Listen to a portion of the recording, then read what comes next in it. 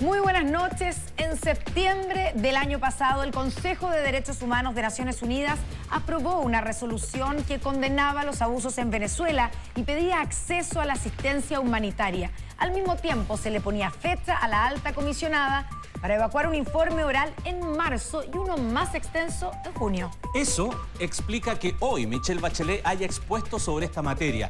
Y las conclusiones son durísimas para el gobierno de Nicolás Maduro.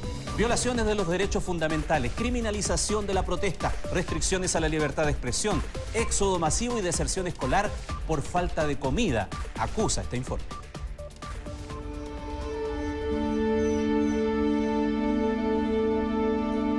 Daniela debería estar jugando en el patio de su casa como solía hacerlo atrapando mariposas.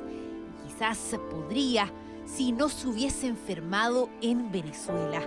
Al menos eso creen sus padres, que vieron morir a su hija de apenas 5 años sin saber su diagnóstico.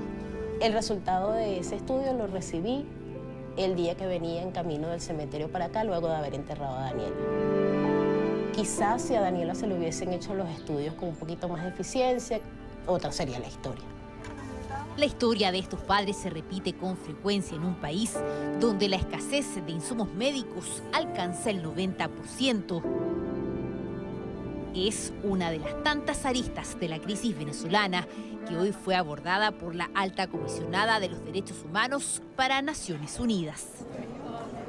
The extent and severity of the crisis and basic services have not been fully acknowledged by the authority. Thus, the measures they have adopted have been insufficient. Fueron más de 5 minutos en los que Michelle Bachelet analizó la situación que enfrenta Venezuela. Lo hizo desde Ginebra en un informe de Naciones Unidas por los Derechos Humanos en todo el mundo. Una conferencia donde la alta comisionada denunció la violación de derechos humanos por parte del gobierno de Nicolás Maduro. My office documented numerous human rights violations and abuses by security forces and pro-government armed groups, colectivos armados, including excessive use of force, killings, arbitrary detentions, torture, and ill treatment in detention, and threats and intimidation. Se trata de la declaración más contundente de Michelle Bachelet respecto a la situación que atraviesa el país. Un informe que emite tras la llegada a Venezuela de parte de su equipo que evalúa en terreno una posible visita de la expresidenta y que estará analizando la crisis hasta este viernes. The office has continued to investigate reports of possible extrajudicial executions by security forces. Palabras que generaron diversas reacciones en nuestro país.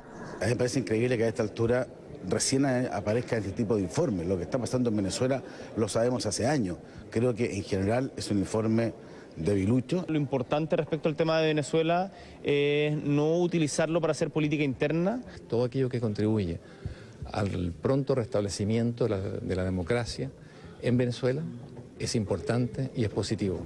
Eso respecto a las opiniones en Chile, porque según el gobierno de Nicolás Maduro, el informe que emite la alta comisionada se basa en una falsa campaña mediática orquestada desde el exterior y que el real responsable de la violación a los derechos humanos es la oposición. Quemaron personas vivas y destruyeron innumerables bienes públicos y privados. Son irrefutables las pruebas que evidencian que no se trató de protestas pacíficas como pretenden hacer ver algunas potencias y sus acólitos regionales. Me perforaron. No cree lo mismo Edinson, que es uno de los miles que ha participado en las protestas y que ha terminado en el hospital por la represión de las Fuerzas Armadas. A mí me alcanzaron a dar 4 perdigones, 3 que me han salido y uno que parece que tengo interno que me está dificultando para respirar.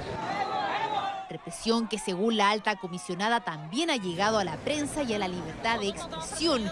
Bachelet habló además de la necesidad de encontrar una solución política, de las negativas repercusiones por las sanciones financieras por parte de Estados Unidos y de los 3 millones de venezolanos que han abandonado el país.